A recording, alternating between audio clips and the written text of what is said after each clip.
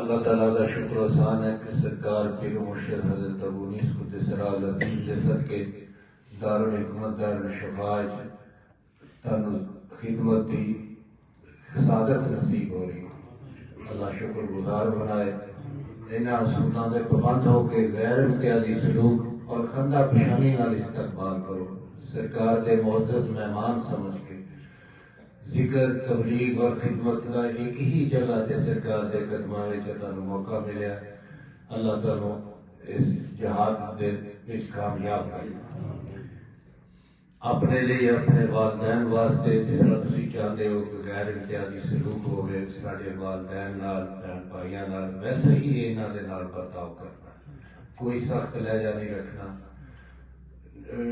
چند روز دی خیر بات کر کے تسی اپنے گھروں آئے ہو، سرکار دی خوشنودی کا باعث بنے تہاڈا پیش نظر آ ہوئے کہ کوئی غیر ضروری کلام نہ کرو، سختی نال نہ بولو، اپنے موبائلاں نوں اپنے بکسیاں چ بند رکھو، جو اس وقت تھک جاؤ آرام کر لو، دربار شریف کی حدود تو باہر نہیں جانا۔ اگر کوئی قوت رکھتے ہو تو سرکار دے حضور حاضر ہو کے ذکر کرو، بہترین شکر دا ذریعہ۔ تہاڈی نظر تہاڈی زبان غیر